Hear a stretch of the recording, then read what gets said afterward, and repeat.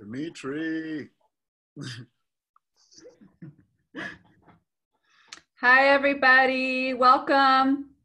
We see a lot of folks that are getting their audio connected, so we'll give it a few minutes to allow everybody to join. Whoa, whoa, whoa. The poll is launched real quick.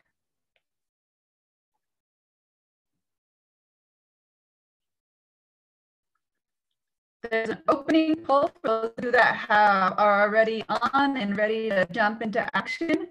There's an opening poll with a few questions. So feel free to jump in and answer the opening poll. And if you already are ahead of the game and have answered the opening poll, please feel free to introduce yourself in the chat, name, organization, gender pronouns, and this is really for my own purposes. Anything you're reading, watching, or listening to during quarantine that is giving you life or others to check out. Myself, I keep starting crappy shows on Netflix, so. Mónica, your audio is going. Is it? Welcome to Monica's world of shitty internet. All 63 of you. Feels better now. I think you just need to say something disparaging about it, and now it works better. Oh, if I like talk shit to the internet, it works. I'll keep that in mind. Again, welcome everybody to the third virtual assembly. We're excited to have you all on the call with us today. There's an opening poll. If you want to take a couple of minutes to answer the opening poll, that would be wonderful. And then also feel free to introduce yourself in the chat. Name, organization, gender pronouns, and what you're reading, watching, or listening to as you shelter in place or stay at home. We'll just give it maybe 2 more minutes and then we'll keep moving.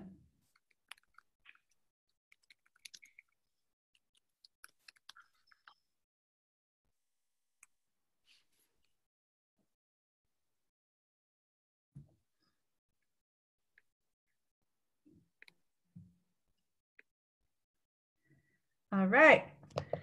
So hello, good afternoon, good morning. I guess it depends on what time zone you're in. I'm Mónica Cordova. I am the Deputy Director at the Founders Collaborative on Youth Organizing, and I'm happy to be here to welcome everybody to our third virtual assembly.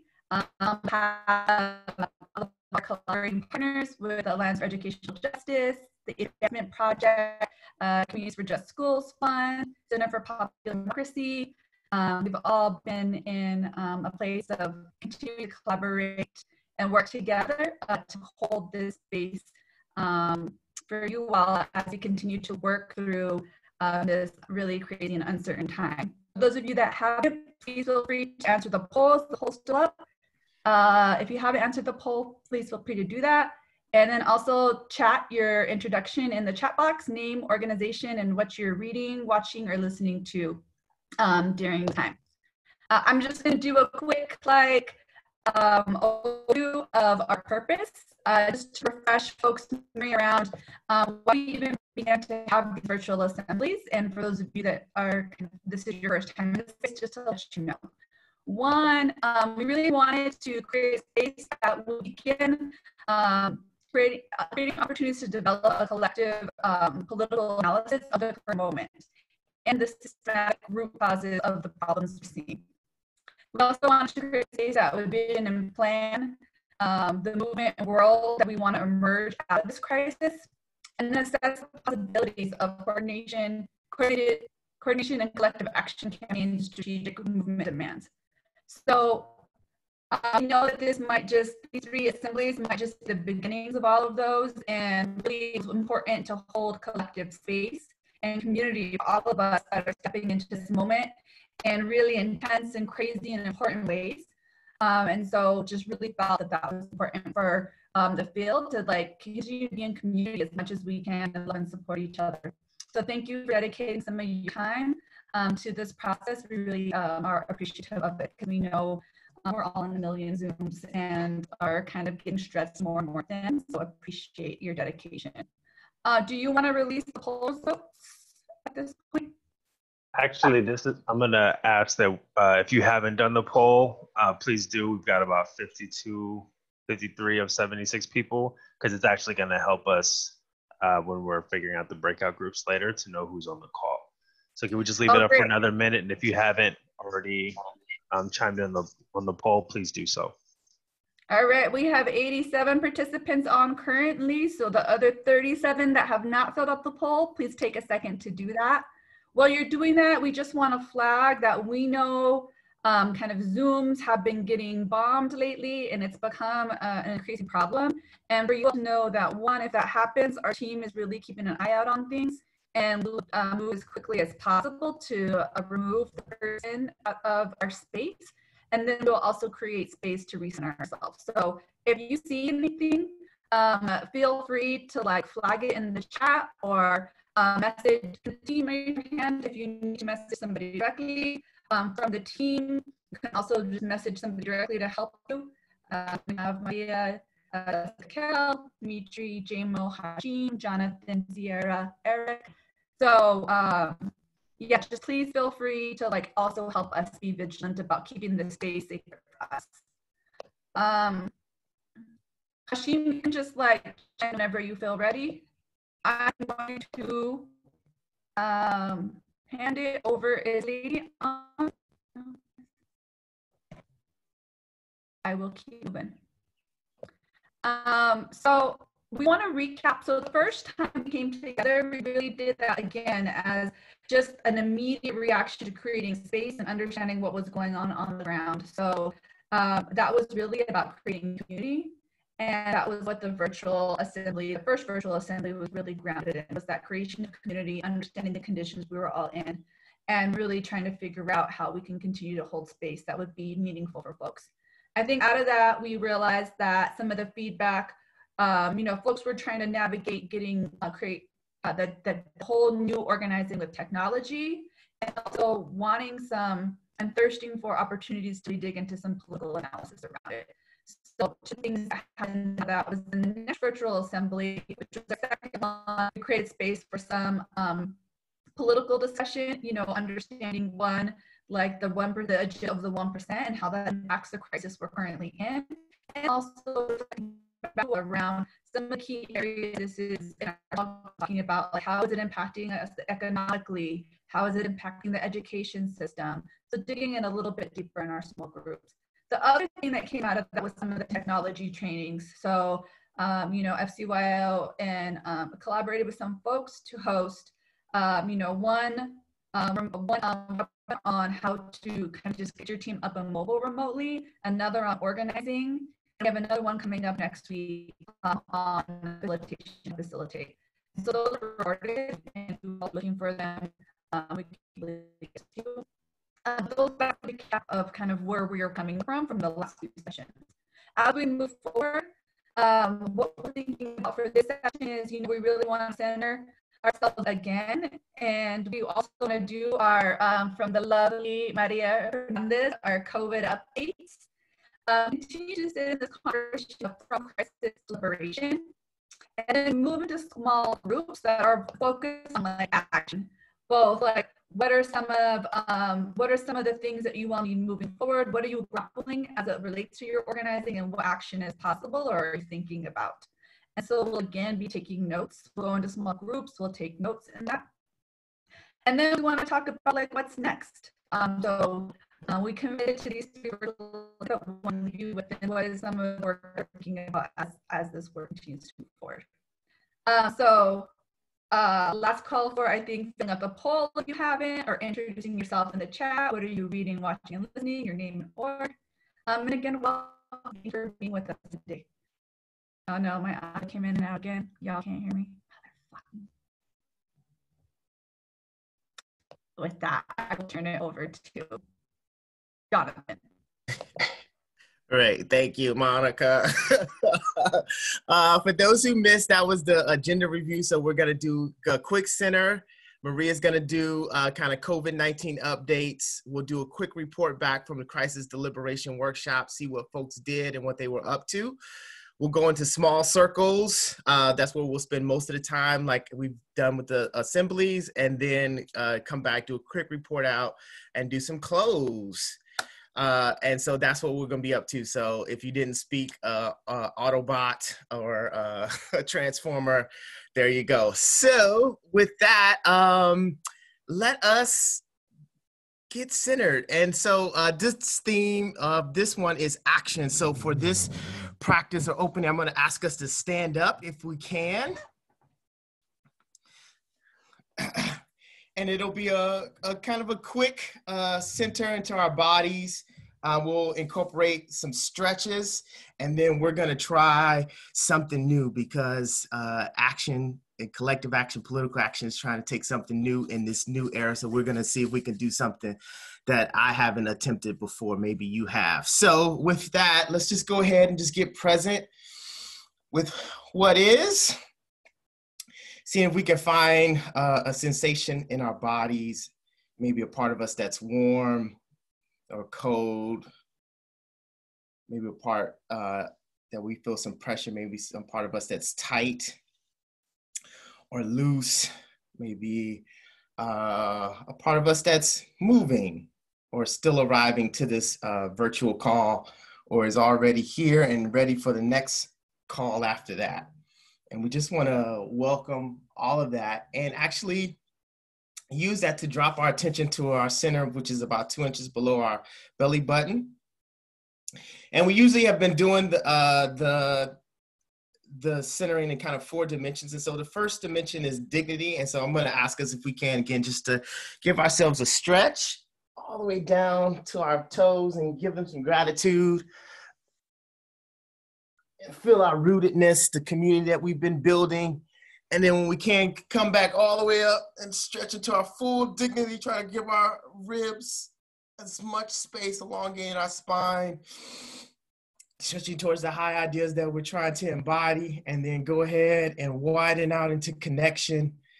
Go ahead and to the left, to the right. See if you can touch or sync with the person on the left and the right. Me and Maria are kind of off base a little bit, but see if you can sync with that. And then go ahead and give yourself stretching some depth at your back of your body. So right here, I've got my leg up here. If you can see, I'm trying to do this, all right? Get a little depth there, work that move. And then switch to the other side and work that move, all right? And then our commitment. And our commitment for this one is usually when we're in person together, usually it's one of my favorite youth organizers, Kino out of Power U, he does this. So we remember this. So we're gonna try to do that. Count down to 10, first time virtual youth organizing icebreaker. So we're ready, starting on, this is my left hand, and we're gonna start 1, 2, 3, 4, 5, 6, 7, 8, 9, 10. 1, 2, 3, 4, 5, 6, 7, 9, 10. 1, 3, 4, 5, 6, 7, 8, 9, 10. Well, I'm breathless already. 1, 2, 3, 4, 5, 6, 7, 8, 9, 10. I hope you're looking like a silly. 1, 2, 3, 4, 5, 6, 7, 8, 9. 1, 2, 3, 4, 6, 7, 8, 9. 1, 2, 3, 4, 5, 6, 7, 8, 9. 1, 2, 3, 4, 5, 6, 7, 8, 9. 1, 2, 3, 4, 5, 6, 7, 8. 1, 2, 3, 4, 5, 6, 7, 8. 1, 2, 3, 4, 5, 6, 7, 8. 1, 2, 3, 4, 5, 6, 7, 8. 1, 2, 3, 4, 5, 6, 7. 1, 2, 3, 4, 5, 6, 7. 1, 2, 3, 4, 5, 6, 7. 1, 2, 3, 4, 5, 6, 7. 1, 2, 3, 4, 5, 6. 1, 2, 3, 4, 5, 6. 1, 2, 3, 4, 5, 6. 1, 2, 3, 4, 5, 6. 1, 2, 3, 4, 5. 1, 2, 3, 4, 5. 1, 2, 3, 4, 5. 1, 2, 3, 4, 5. 1, 2, 3, 4. 1, 2, 3, 4. 1, 2, 3, 4. 1, 2, 3, 4. 1, 2, 3. 1, 2, 3. 1, 2, 3. 1, 2, 3. 1, 2, 1, 2, 1, 2, 1, 2, 1, 1, 1, 1, 1. Woo! All right. So we welcome all that aliveness. I hope you have missed each other as much as I've missed you and missed the silly icebreakers that we do that bring us so much life and energy in our meetings and space. And with that, I will turn it over to Maria to take us into our COVID-19 news and updates. I don't know why you have me moving and breathless when I'm supposed to be talking.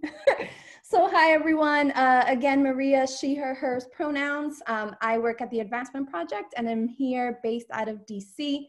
What we've been doing is we've been trying to get you all, there's a lot of misinformation happening. There's a lot of over information that's happening. And we're really just trying to get to kind of the essence of what's actually going on for our people. What are the things that impact us directly? And then end with what is the amazing, brilliant organizing that's happening in this moment. If we know anything about us is that we will organize and organize and organize. So thank you, Jonathan, for that wonderful centering practice. And now the icebreaker, it got me feeling alive. And again, we're bringing these updates to you with the understanding that we are not doctors or healthcare professionals. We're just analyzing and assessing the most recent public information and the conversations that are happening across social movements. As of 2 p.m. today, there are 851,539 confirmed cases in the United States and 2,656,870 cases across the globe. In the US, we have documented 47,863 deaths as a result of coronavirus. And just recently, the CDC shared that over 9,000 healthcare professionals have contacted the virus. So those are our nurses, our doctors, our first responders. We know that COVID-19 disproportionately impacts Black people, and not because we drink more like the US Surgeon General would have us believe, but because of decades of institutional anti-Black racism. Reports from Chicago show that Black people account for 70% of the COVID-19 related deaths and more than 50% of the total cases in the city, while only making up 32% of the population. Louisiana reports a similar figure, while only 32% of the state's residents are Black. And in Milwaukee, where they made people vote and come out during coronavirus, where Black people only comprise 26% of the residents, the number mirrors Chicago's data. And we've seen an increase in policing to enforce social distancing in all of our cities and towns. We saw the brutal and violent removal of a Black man from a Philadelphia bus for not wearing a mask, the arrest of a boy in New York City for selling candy on the subway, and countless others. This comes as police are not wearing PPE and are contracting the virus and spreading it, becoming even a greater threat to our people's lives than they were already. Prisons and jails continue to be dangerous places for rapid spread of the virus. More than 1,800 of the 2,500 folks incarcerated in Ohio's Marion Correctional Institution have tested positive for coronavirus, as well as 109 of its employees. We see this across adult and youth facilities. Keeping our folks incarcerated is a death sentence, so we must incarcerate now. 37 states and 3 US territories and DC have ordered and recommended the closing of schools for the remainder of the year. And we know what that means for our young people, right? So there's gonna be tons of quality education issues from now on and up to the next school year. The US weekly unemployment claim hit 4.4 million this week, bringing the 5-week total to 26 million people who have lost their jobs and sources of income and are filing unemployment. Then we have some ridiculousness, like several southern states have moved to reopen businesses within the next few days. They're doing it under the guise of opening the economy, but we know again that this has deadly consequences for our folks who will be the ones forced to work. Trump tweeted on Monday night that he plans to suspend immigration to the US temporarily. Congress allocated $6 billion in its economic rescue package for college students to grant students relief and support during this time. But then Secretary DeVos issued a guidance essentially blocking undocumented students from that aid. The federal government continues to bail out the banks and corporations that do not serve us, while our small businesses and our people and our moms and our dads and our families continue to struggle and be directly impacted. The federal government also continues to hijack medical equipment and supplies from cities and states, leaving those most directly impacted to die alone. And despite these conditions, our people continue to organize. So youth organizers are responding to state-sanctioned violence and leading and supporting caravans to jails, prisons, youth facilities, and ICE detention centers, demanding the immediate release of our loved ones. Shout out to Youth Justice Coalition in LA, Asada's Daughters in Chicago, Black Swan Academy and BYP 100 in DC, and Puente Human Rights Movement in Phoenix, among so many organizations who are in this moment organizing for decarceration and abolition. Shout out to the Dream Defenders who with us sued in Miami to get folks incarcerated in a jail access to basic health needs and supplies. And then we're seeing mass movement happening across the country in response to that 1% agenda that Hashim walked us through, in response to the consolidation of powers that is happening in this moment by the federal government, corporations, and billionaires, are organizing for a general strike on May Day, calling for workers, for students, for families, for everyone to say no more and demand a people's bailout that respects the dignity and humanity of our people. And then some other beautiful stuff that I think is important to note, that even in this moment of American capitalism, racialized capitalism, and imperialism, Cuba is out in the forefront, sending doctors all over the world. And what we know about Cuba is that their medical field training is incredible and continue to be the first responders that we know we need, particularly in a moment like this global pandemic. So shout out to the youth organizers that continue to organize, for the young people and their families who are being resilient and resisting state-sanctioned violence.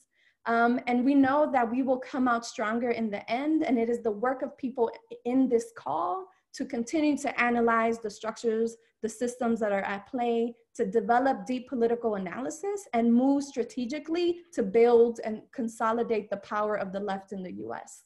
So I'm gonna turn it over, I think, to Eric, who's gonna give us some updates around FCYO, and then to Hashim, or maybe just Hashim. Sure. So I think as many folks know, as one of the partners who's been on these calls, the Funders Collaborative on Youth Organizing has been looking at how to support youth organizers in this time. One of the things that we heard coming out of these calls was the need for tools around digital organizing.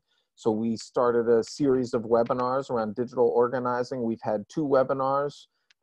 We had, I think, about 150 folks on the first one and about 180 folks on the second one over the last 2 weeks, focused on moving organizations to remote functioning, remote operations, and then one on digital organizing tactics. So those webinars have already happened, but the recordings are posted on our website at fcyo.org. So if you missed that webinar, there were a lot of really useful tools that were shared there. And if you're looking for tools around that stuff, check out those webinars on our website.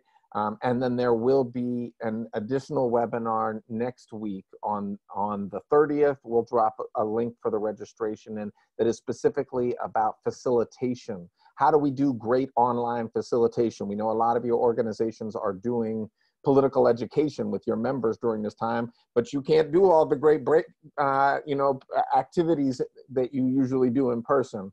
So the folks from Training for Change have developed some great tools. So I highly recommend that people check out that webinar on next Thursday if you're interested in doing online facilitation tools. Also, just FCYO did put out some funds around a rapid response fund, made some small grants. We have completed, we've wrapped that up, closed that out. We made, I think, 33 grants of $2,000 each to organizations doing that. And we'll keep looking for more opportunities because we know the need is far from over. And we'll keep looking for more opportunities to get resources to your groups. Cool, thank you, Eric. So I'm gonna pick it up from here. Peace, everybody. My name is Hashim Benford. I am with the Funders Collaborative on Youth Organizing. And for the next little bit of time, about 15, 20 minutes or so, depending on how things flow, we wanted to take some time for people to reflect on the From Crisis to Liberation curriculum that we put together coming out of the second virtual assembly. Before we do that, I'm going to go ahead and share the results of the poll. just to give everybody a sense of who is on the call today. So about half the folks in the assembly are representing youth organizing groups. And then you kind of see the spread between other forms of youth organizing allies from other community organizations, youth service providers, funders, et cetera. And just to getting a sense of who has had a chance to do the From Crisis to Liberation curriculum. So a few of y'all have done it. So if you are willing, when it comes time to chime in, I request that you come off mute and offer some of your thoughts and reflections from doing that curriculum. And then a bunch of you haven't done it, but either plan to or think you might.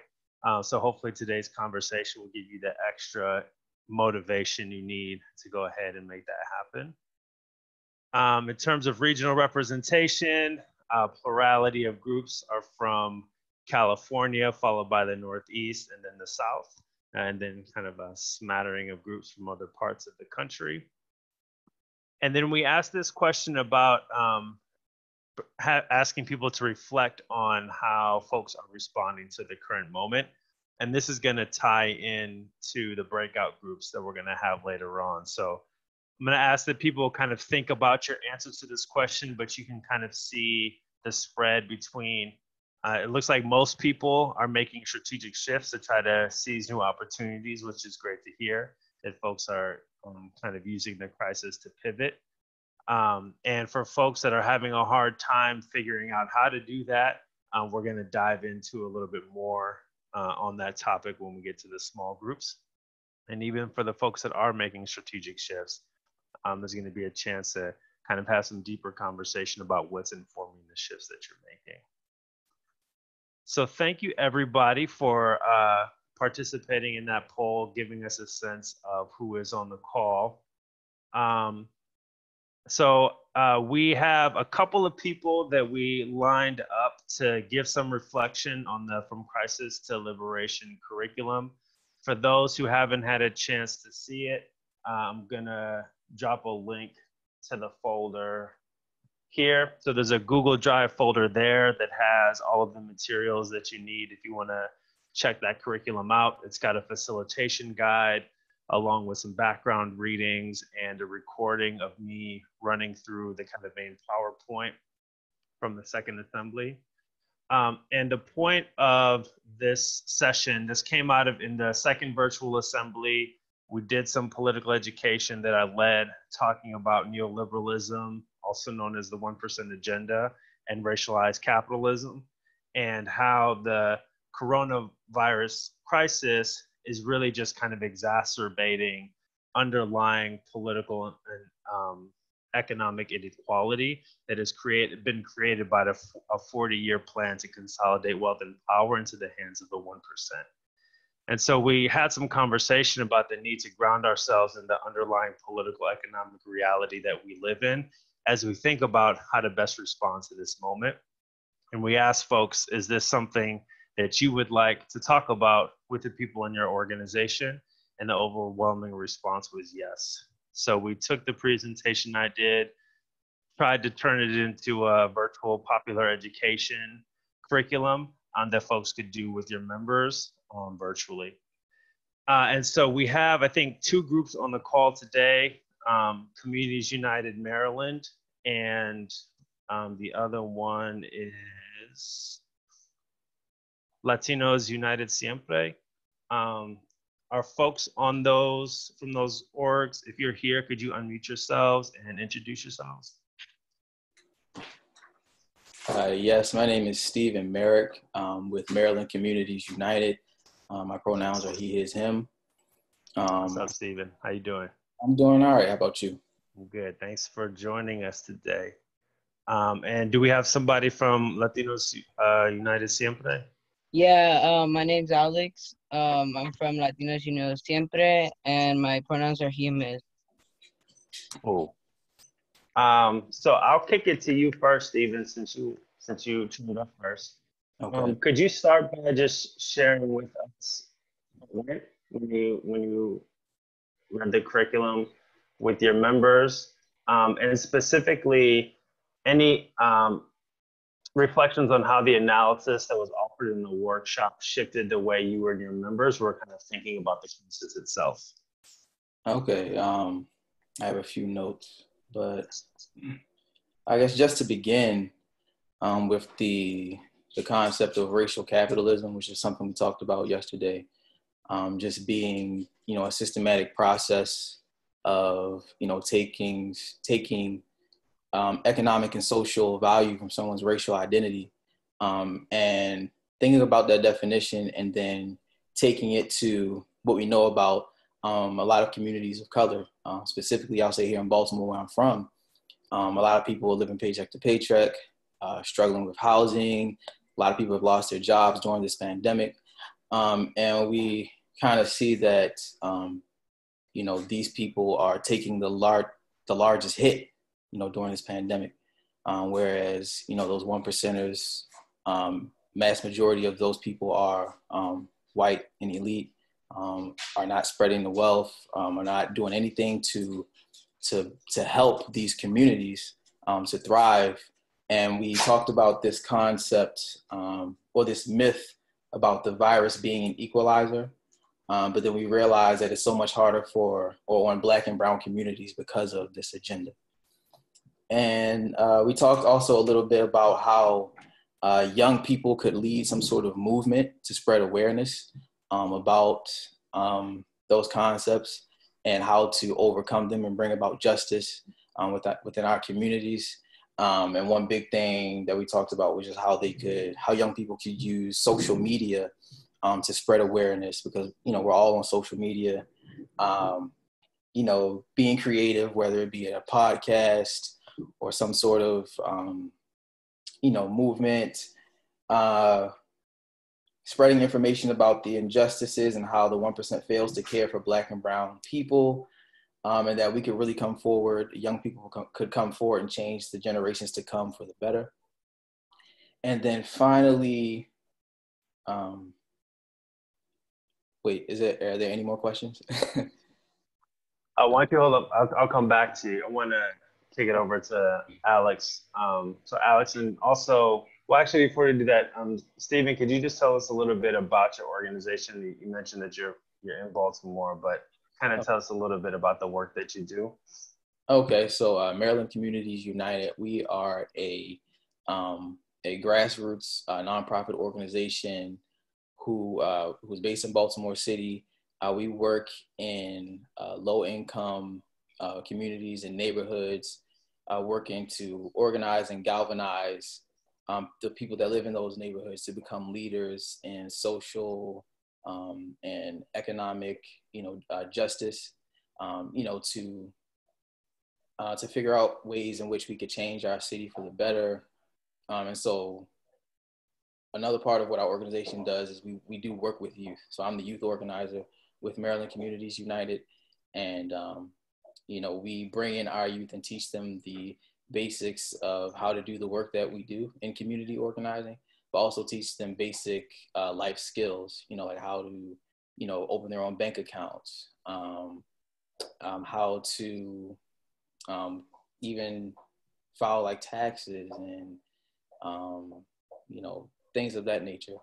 And we hire people who are, professionals within those fields of work to come out and teach those things. So that's just us in a nutshell. Cool, appreciate it. Thank you. Yeah. So over to Alex. Yeah, Alex, tell us a little bit about your group, the work that you do, and then the same question: how did the analysis offered in the political education shift or inform the way you and your members were thinking about the crisis? My organization is a grassroots organization. We are a youth-led organization. We work on the school to prison pipeline and a lot of things like that. And pretty much it for like a quick summary. What was the question again? Just if you could say a little bit about how the analysis offered in the curriculum informed or shaped the way that you all were thinking about this crisis within your organization. We had a question, and could you, and also say again, we had a question in the chat, name of your organization and where are you based?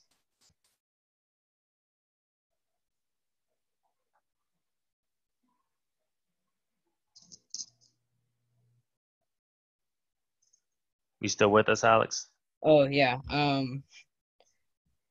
So I really don't know how to respond to that question because I was not really I can't really explain in my words of how it was because I was kind of doing other things during the meeting and things like that, and I'm kind of like was like doing other things, so I wasn't paying attention. But yeah, I'm not the one to ask that question because none of my staff or youth are here that were there. So yeah. Thank you, Alex. I'm gonna kick it back to you, Stephen. And could you say, so you shared a little bit about the kind of how it had you thinking about the current crisis. Mhm. Did the connections that you were making between racialized capitalism and this crisis, did that raise any new insights for you in terms of your work more broadly? So not just the crisis, but like the organizing that Communities United Maryland is pursuing? Yeah, so I guess in reference to how we organize now and I guess how we disseminate information, we realize that a lot of the communities that are affected, a lot of these communities that are affected, majority of our members live in them, that are victims of racial capitalism, and how we disseminate information has become a bit different. A lot of us now have been forced to use technology to reach out. We also realize a lot of our members don't have access to certain technologies, and so we have now been just trying to brainstorm ideas in which we could implement to reach our members, to reach our youth, just staying in perfect contact as best as we can, and making sure that whenever there's information that comes out about places that are delivering food or helping within this crisis, we just try to make sure that we have someone available to help in those processes. So I guess overall, it's really just about how we essentially take care of our members that may need help in a few different areas, especially with communication, if any of that makes sense. Sure. Yeah. I think one thing I want to circle back to just kind of uplift that you named earlier is you said that there's this myth that something like the coronavirus is an equalizer. Mm-hmm. So I just want to build on that because I think what I hear you naming in that is that crises like this exacerbate existing lines of inequality and oppression. And I think your point around how young people are in a position to kind of lead and spreading the awareness of that fact is part of the reason why we want to be having these conversations with our youth organizing groups, because something like this crisis makes plain the reality of the system. It means it both heightens the pain for our communities, but it also means there's potentially more opportunities for people to become aware of the contradictions of the system and to take action against it. Right. I agree. I think Karen from Rethink is on the line, is in the room, in the meeting. Karen, can you unmute yourself and say what's up and introduce yourself? What's up, y'all? I'm Karen from Rethink. I'm the executive director. Rethink is based in New Orleans. We train Black young people to be organizers. It was good. So Karen, I was wondering if maybe you could offer some of your perspectives on why doing this level of political education with our bases is important, especially as we're thinking about how to act strategically in moments of crisis. Yeah, I think like for us, we want to make sure that all of everything that we do in terms of our organizing is rooted in young people's understanding of like what's really going on around them politically. And this is a really big moment that we anticipate like big shifts coming from this. And we just wanted to make sure that we're taking the time necessary to make sure young people are not only aware of all of that, about like, we talk about capitalism and neoliberalism and privatization all the time, but particularly how it relates to this particular crisis. And then also part of our political education is just them seeing how conditions have shifted in New Orleans, you know, how material conditions of like our base have changed and what the needs are, so that we can actually make any decisions about organizing based on a true understanding of how everything has changed. You know what I'm saying? And honestly on our capacity. So we also like, part of it also is just like getting a good sense of what has shifted for them in terms of the demands on their time, in terms of like the realities in their houses, you know, whether or not they have to take care of like younger siblings, whether or not there's less income coming in, but that's all a part of like, for us, like the entire political education process. Thank you, Karen. Stephen, you wanted to chime in, say something about some of the kind of work you've got on tap for 2020? Yeah, one just last small thing, just in reference to, you know, the current election year, election season. You know, we understand that, you know, once 1% takes over our elections. And so one of the things that I am trying to figure out and understand is how racial capitalism is going to impact this election year, and really trying to figure out what we can do to stop it. But I guess like first is trying to figure out how it's really going to impact us, because, you know, we can't do anything to stop it until we realize like how, you know, our people are being affected, you know, by this, especially having to, I know here in Maryland, we're going to be mailing in our ballots, you know, and I think to some extent, I think people are going to have to go out and vote. I'm not sure on all of, you know, the technical stuff that we're going to have to do, but I know that in some places, yeah, people had to go out and risk contracting the virus. So yeah, it's just my question is how all of this is going to affect the election season.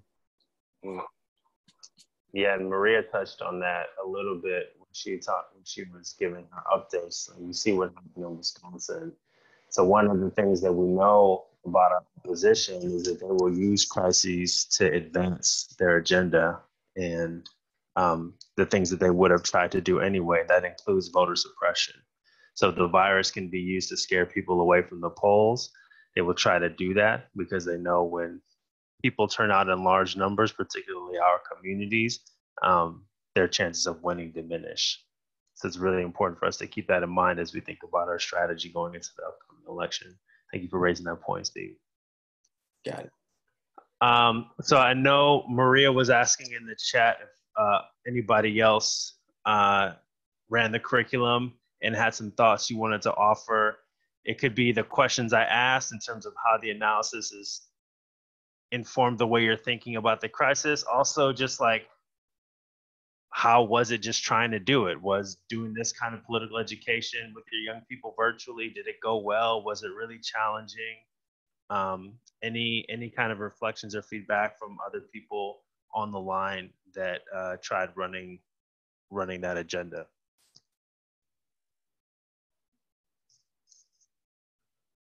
Feel free to call on yourself.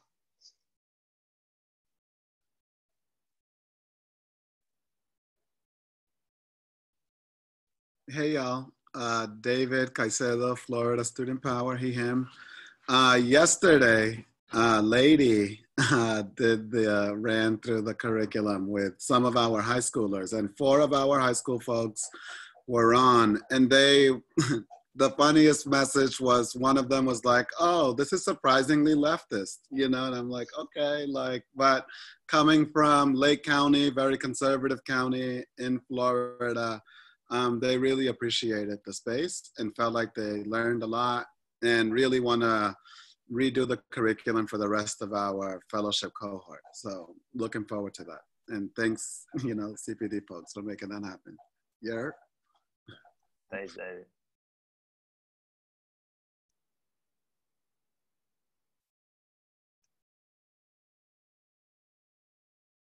May you repeat the question? Yeah, this is just where the mic is open for anybody who ran the From Crisis to Liberation curriculum with your members and your organizations. If you have any reflections on how that went, how did the analysis inform the way folks are thinking about the crisis, thinking about your work, or just in general, was it easy? Was it hard? Did people enjoy it? That sort of thing. Hi, I'm Carina Lieu. I go by she, her, from Oakland, and I did this with the Oakland Youth Advisory Commission about 2 weeks ago, and the outcome was very similar to Steve's group, where the youth decided that it was cool to try and develop some social media messaging, because they were saying there's a lot of misinformation and toxic social media out there. They felt, there's a handful of them that were very motivated and took it on to volunteers. So today, hopefully I'll see some of what they've produced to kind of sort of create narratives that guide messaging for young people. And I felt like in general, the discussion was really interesting and really useful. It was hard to go deeper. I definitely felt that way because it's an online facilitation. And it was also hard to identify if there were things that were abstract or difficult to grasp for young people, given that some of the questions are pretty, high level. They're pretty I felt like they were pretty intellectual questions that I didn't have the ability to break down the questions a little bit more in the breakout sessions, because I did break them out into smaller groups, and various people facilitated them. And so, the results for that varied, but nonetheless, I think it was still helpful that they had a chance to meet in their small groups and just process in general, regardless of what that processing entailed. They still got a chance to talk about, well, what does action look like? And I think the responses were across the board. I think some people were like, I don't really know how to answer this question. And then some people were like, yeah, we need to organize the masses, right? And so I think that organizing piece is what does that really look like, unless you have a project that really you can apply it to. I mean, generally speaking, I'm really grateful for the curriculum that you developed, because I think for me personally and for the young people, it created a framework within which to work, given this pandemic where we feel really desperate and really afraid and needing some guidance around how to center our alignment. So, thank you. All right, thank you, Corinne. And then the other person that was about to speak, I don't know if I'm saying your name right. It looks like Michelle. I'm Michael. I'm with the Baltimore Algebra Project. This is my first time being on this call. Before the meeting started, I was watching the video from the last meeting. I didn't get to watch it all though. I thought I haven't heard of the curriculum either. I was just typing up ways. I mean, BAP is currently working on virtualizing tutoring and stuff, but we haven't fully planned it out. I wasn't sure if I was supposed to say that or not, because it seemed like everybody already had their plan set out, so I didn't want to say it and it was already planned. So I was good. I had a note somewhere. So far, BAP is virtualizing tutoring during Google Classroom, using Google Classroom, and we're also trying to virtualize the NSBR thing. The NSBR campaign we got going on, but we're still planning it out. Cool. So I think we're gonna transition now.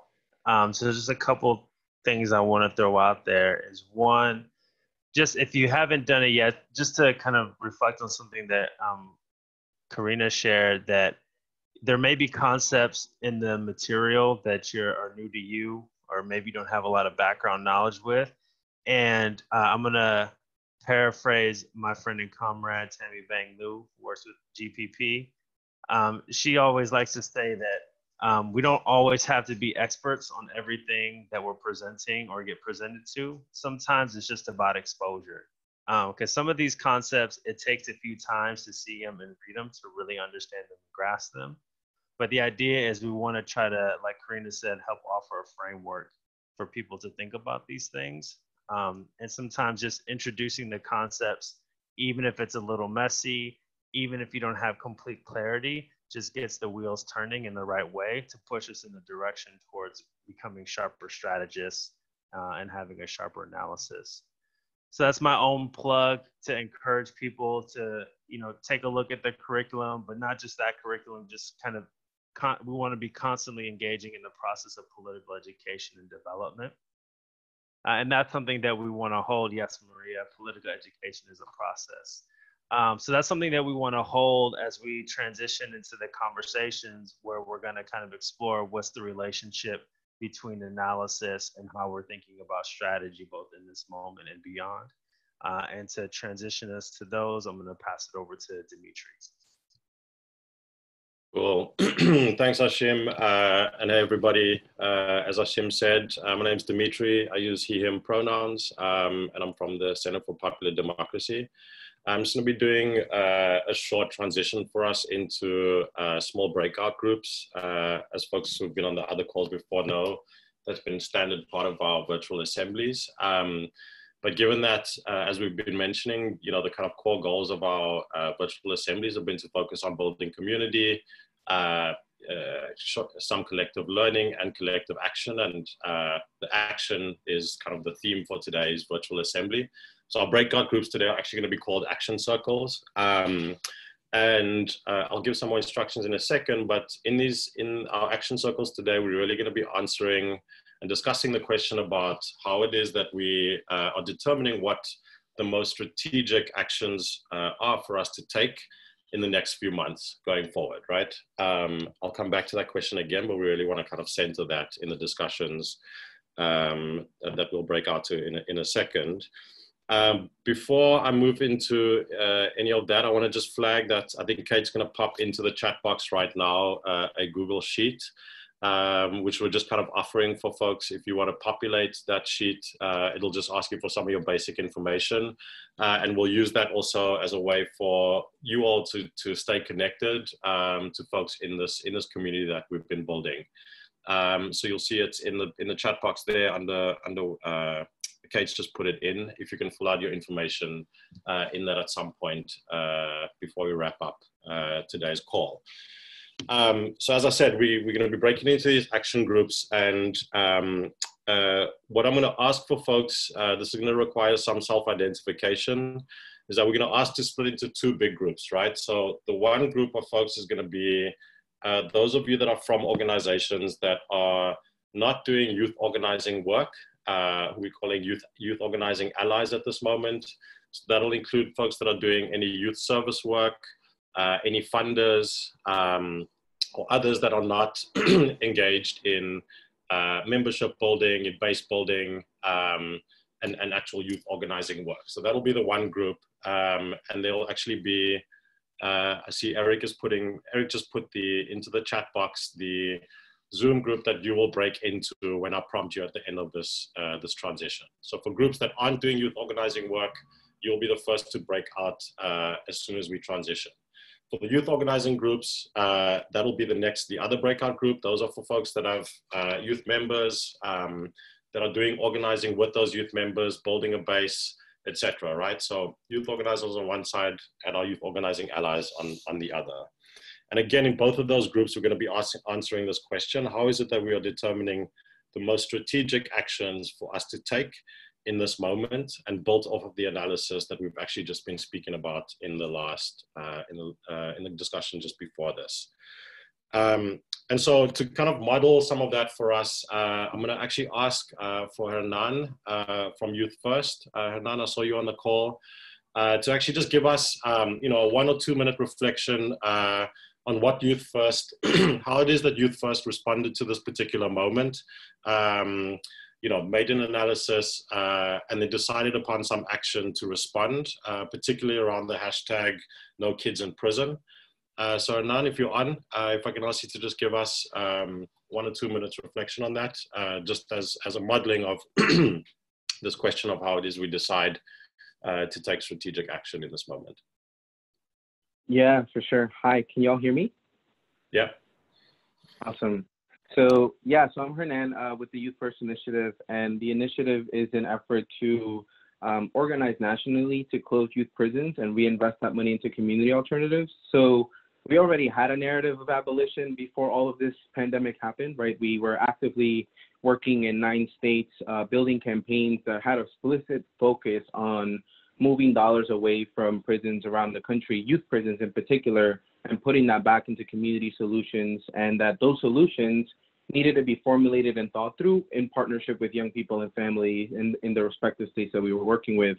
And so as this pandemic hit, we saw the need for us to shift from, you know, direct action and rallies and showing up at governor's offices or legislator office. And now all of a sudden we've shifted all of our work to digital organizing and work. What that has meant is we've really had to ramp up our ability to, one, get as much press as we can around the issue, right? And make sure that there's such a visible sort of thunderclap of media that's constantly bringing up the issue of the young people who are currently incarcerated. The 43,000 young people around the country that are incarcerated are but a sliver of the larger criminal justice system conversation that we always talk about. And so we're very much being intentional about making the youth piece a priority conversation as it relates to getting people out, being very careful and intentional about the fact that even though we're saying young people should be out, and we say, you know, No Kids in Prison is the original hashtag, but in an effort to coalesce a broader momentum with national partners, we've also now included the hashtag Free Our Youth. And you all who are probably on social media are seeing that hashtag progressively growing more and more in terms of numbers, in terms of people putting out efforts out there.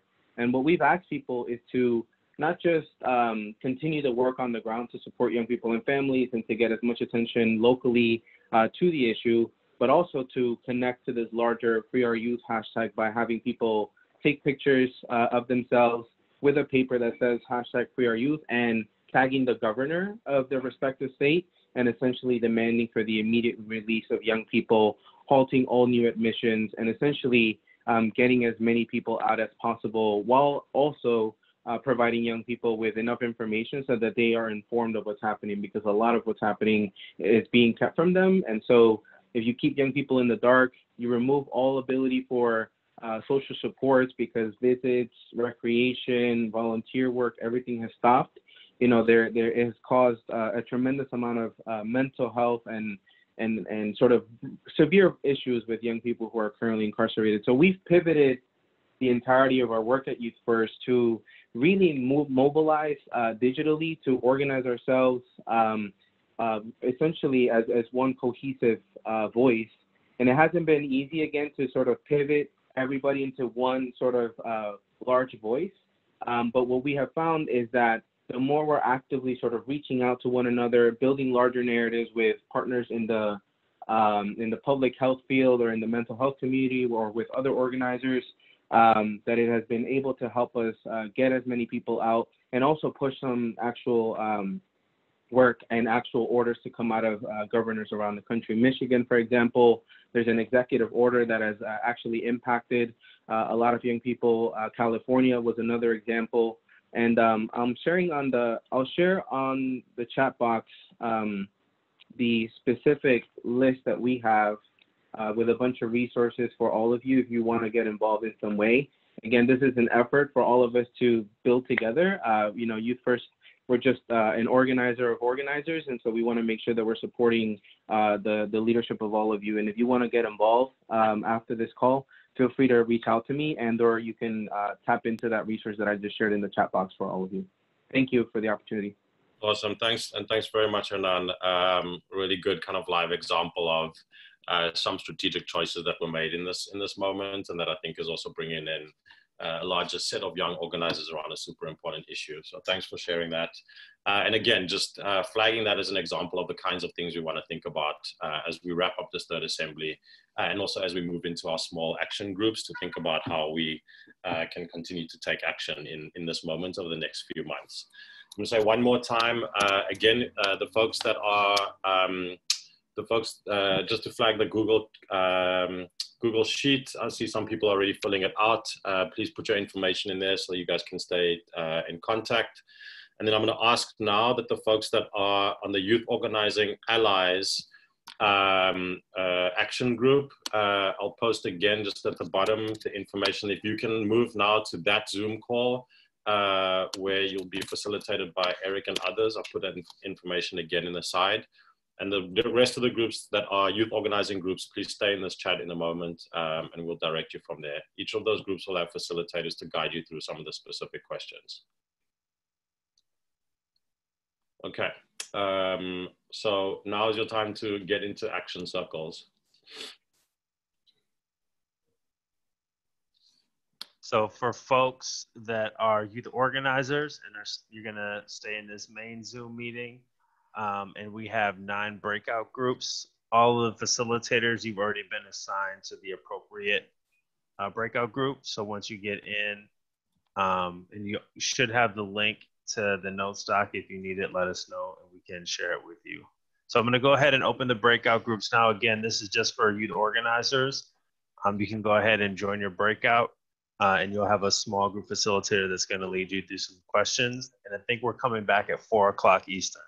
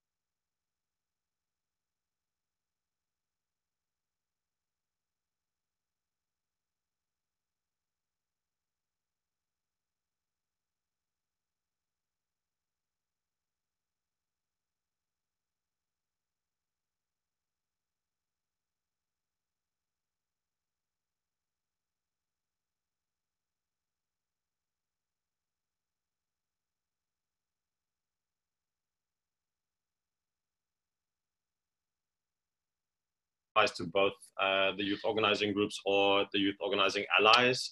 If you want to kind of share that with the rest of the group, we just want to get some feedback and get a sense of some of the things, the top things that came out of those discussions. We'll also ask facilitators if you've already identified somebody, then to kind of prep them. But we'll just give a couple minutes for reflections, top things that came out of your discussions. I don't know if everybody's back yet. Can I see maybe in the chat in the meantime, do we have any folks that want to volunteer? You can just put your name in the chat so we can queue you up.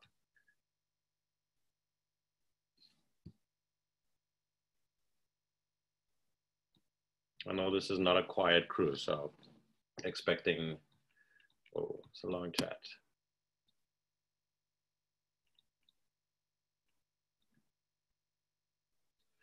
Okay, so maybe let's, Hashim, is everyone back in?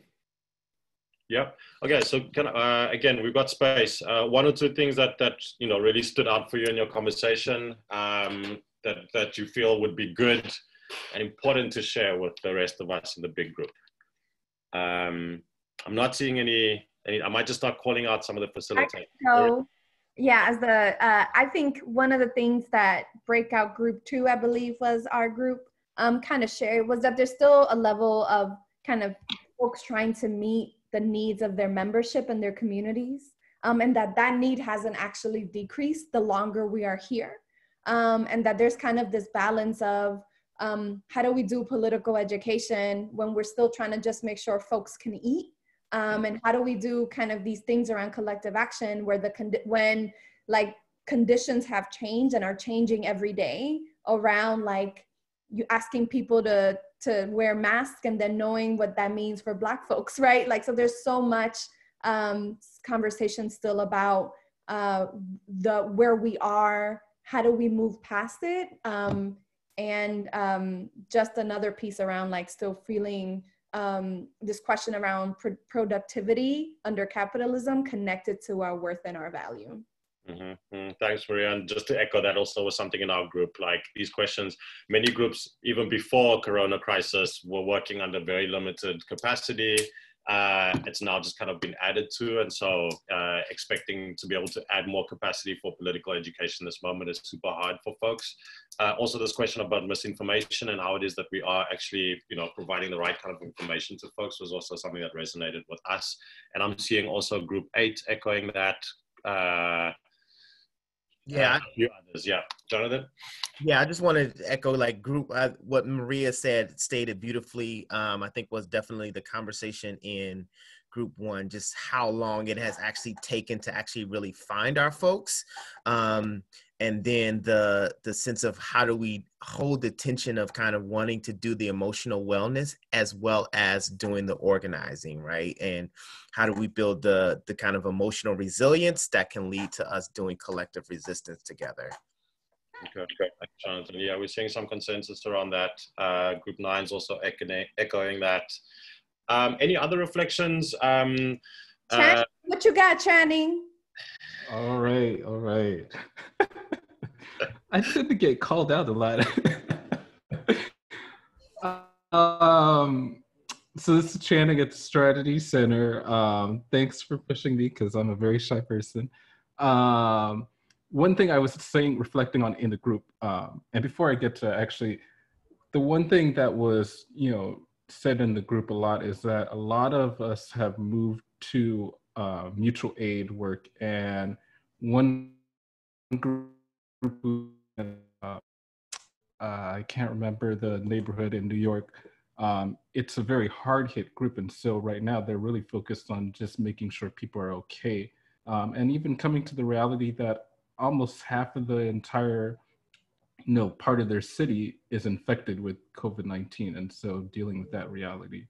And then the thing I was reflecting on here in Los Angeles is that we ran into a great opportunity where the superintendent at LAUSD schools approached us to be a part of a study for free public transportation for students. And the great thing, the interesting thing about this quarantine is that it's really proving, because there's not as many people driving in Los Angeles, and public transportation right now is basically free, and they're telling people to go through the back door and just have your fares on you, and not necessarily saying go to the fare box. And on top of that, most drivers are just saying go have a seat because I don't want to be close to you, I don't want to get infected, right? And there's no real deficit with the MTA or the bus system right now. And so it's really proving our point that we've been saying for years, that you're just harassing Black and Latino students and folks and families just because you want to.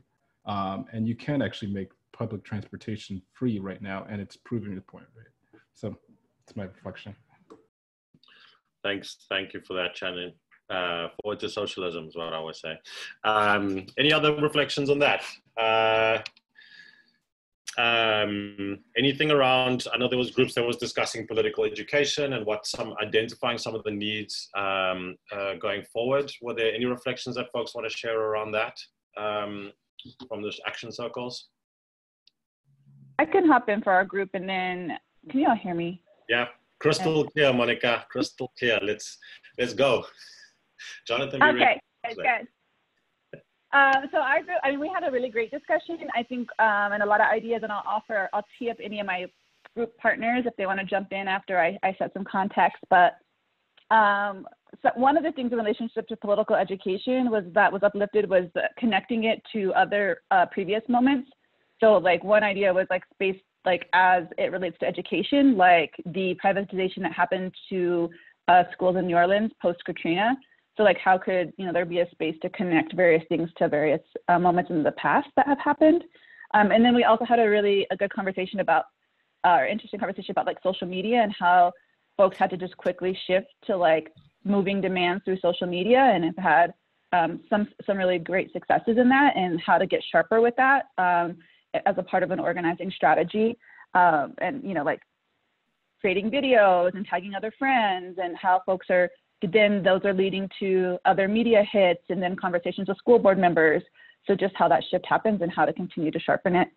And then also, I think it was mentioned previously, but like, so one of our members was talking about how, before students were experiencing the technology divide, now all of a sudden they can give students laptops and internet. So why shouldn't they just keep it? Since they can clearly, kind of back to the same thing about the buses and transportation, they can clearly do it. So why can't they keep it after this? And then, we did talk a little bit about solidarity in this moment, and making sure that we're connecting to other organizations and not duplicating efforts. But does anybody from my group want to just add anything else or uplift anything?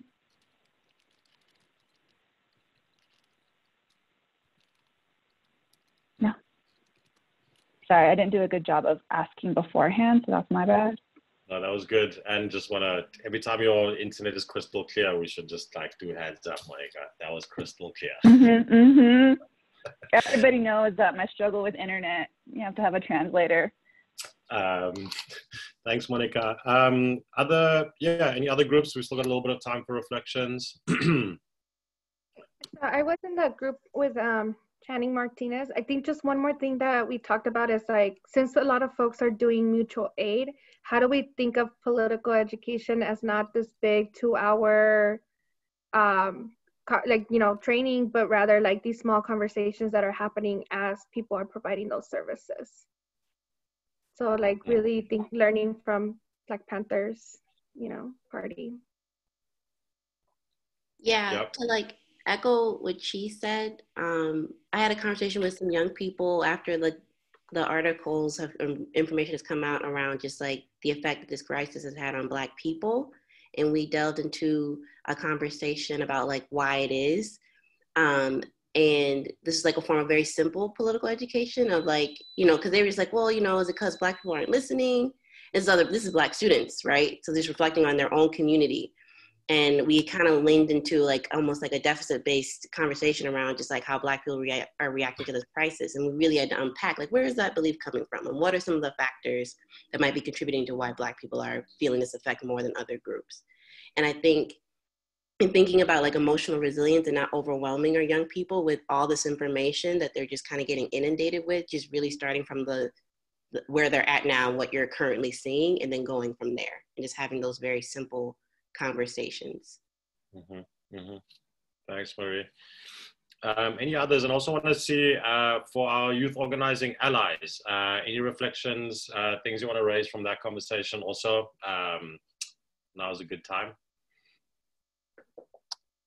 I can highlight a few things that we heard, and then others feel free to jump in. I think we had a mixture of funders and networks and movement support organizations, and training and capacity building intermediaries and others, right? So there was a lot of different kinds of folks in the conversation. I think some of the funders were talking about the challenge of balancing what are the immediate short-term needs and rapid response, but also knowing that there are going to be big long-term needs. And how do we, where do we go big on short-term, and how do we also be prepared for what is going to be the long battle and the need for resources, especially given the possibility of a recession to follow. We there are a lot of different ways that groups are partnering with youth organizing groups and offering different kinds of supports, from material aid to support around healing justice and coaching for organizers. There were questions that were raised about what's about to happen with federal and state money that is going to come out as part of different relief packages, and if there isn't organizing around that money is going to get diverted and not go to communities and young people that need it most. And are there opportunities for youth organizing groups to get involved in helping to direct how some of that goes, and that stuff is starting to happen quickly, and there are needs around that. And then there was just a conversation about, as young people are getting freed from detention, and we don't want any young people in detention, are we tracking where are they going when they go home? Do they have food? What are the needs of young people who aren't in schools and and who are returning from incarceration and other places, and how are we supporting those needs as well? So those were a few of the things that came up in our conversation, and others from the group should feel free to add. In 30 seconds or less. Or not add. Any takers? Okay, cool. So then we're going to wrap up this section. Thank you very much to all of the very lively participation. It does already, just from this report back, feel like there was a number of common themes, which we'll be pulling out and provide some kind of report back to folks on this call. One last plug to just say again, if you haven't already updated your information in the Google Sheet, to please do so. It's going to be one of the most easiest ways for us to help you all be connected to each other if you would like going forward. So again, thank you for that. This is wrapping up the Action Circle section of this call. And I will then hand back to Jonathan and Maria to close us out. Yes. Okay. So I think there was a request for the Google Sheet. Boom, it's down there. They don't let us link anymore, so just you have to copy and paste it into the internets to get the Google form. Awesome. Shout out to all the amazing hashtags. Keep them coming. So we just wanted to thank again, kind of everyone who put in work to make these assemblies happen. We, as I think Mónica mentioned at the beginning, kind of gathered together the first time, just trying to build community with each other, trying to figure out how do we hold space for folks who are struggling in this moment, as we are also struggling with this pandemic in this moment, and what it means for our people, for our families, for ourselves. And so we just want to thank all the facilitators, the organizations that made this happen. So Advancement Project, Alliance for Educational Justice, Funders Collaborative and Youth Organizing, Community for Just for Schools Fund. I think I may have added an F. That wasn't that. And the Center for Popular Democracy. Thank you all again for your leadership kind of in this moment, and thinking about this and really thinking through what a series of kind of conversations could look like, centered around young people, for young people, and for youth organizers and service organizations. Wanted to thank the small group facilitators, some who were voluntold, some who volunteered, some who kind of came in to fill in the gaps when we had hundreds of people register, more than we ever thought we would. So thank you again for being so flexible and holding some conversations. And then thank you all for showing up. I think oftentimes in particular moments like these, we're trying to figure out, well, what do we do? And the answer is show up. And that might be the best thing that we do, right? Is that we could get life from hearing other people struggle, hearing other people think about what resilience looks like, and hearing about what are some of the amazing organizing that's happening on the ground. I think that is the best thing that we could do, is give a little bit of ourselves and to ourselves and to this movement and to each other. So I think that's it for the thank yous and acknowledgement for all the organizing that's happening. Keep it coming. We will get out of this, and I know that we are going to be incredibly powerful after this. So I'm going to turn it over to Jonathan, who's going to tell us a little bit about how do we go from crisis to liberation. The answer is organize, organize, organize. And so we just really want to encourage, I want to, again, thank everybody for showing up. And then we want you to really kind of take what we did, try to figure out what makes sense for you and your organization, to sign up on the the Google Sheet to try to stay connected. If you feel like there was something that we missed or we didn't do, or there's another calling, we're asking you to step up and to help organize that space. And we want to come to your meeting. And we want to encourage folks who are not a part of a political formation that this might be the time to consider joining a political formation. And so there are a lot of great organizations that are out there that folks should consider, from the movement to Black Lives to the NAACP, to Liberation Road, to Malcolm X grassroots movement, if you like some of the analysis that was there. And so we just want to encourage folks to just really organize. And that is going to be our way out and our way forward. And where we're going from here, again, this is the last of our 3 virtual assemblies. The kind of team that came together was a commitment to hold 3 meetings. And then we're going to take a pause, and we're going to listen deeply to what we heard from this 3rd assembly, and then the other kind of connections we made with other groups to hear what was happening, and really figure out what is the next kind of step for us. And we had a particular sense of around maybe digging in a little bit more around the political education and trying to kind of meet youth organizers at the crossroads of crisis and liberation. So I see that Michael has a idea that they wanted to share. I'll take a breath and you can jump right in. It's Michael. Sorry. It's okay. It was the idea for the communication. So BAP, we just made a survey, like a Google form, Google's form for Baltimore City students that's in need for COVID. And I was thinking, instead of like, we can make another one, but like nationwide, since most of the work we're going to be doing is virtual anyway, we should be able to like connect with more. I have to talk with my members about it, but I was just thinking of it as an idea, or to see if it was okay. I didn't want to say it in case it wasn't doable, but it was just, I'm not sure how it was gonna work, but I'm gonna bring it up in the meeting tomorrow.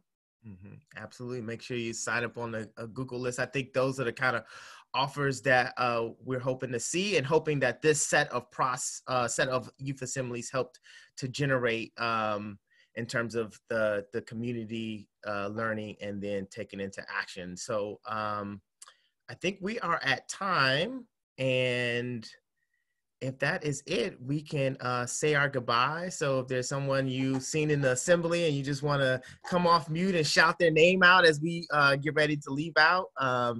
Again, we thank y'all, and we are complete. The National Virtual Youth Assemblies are complete.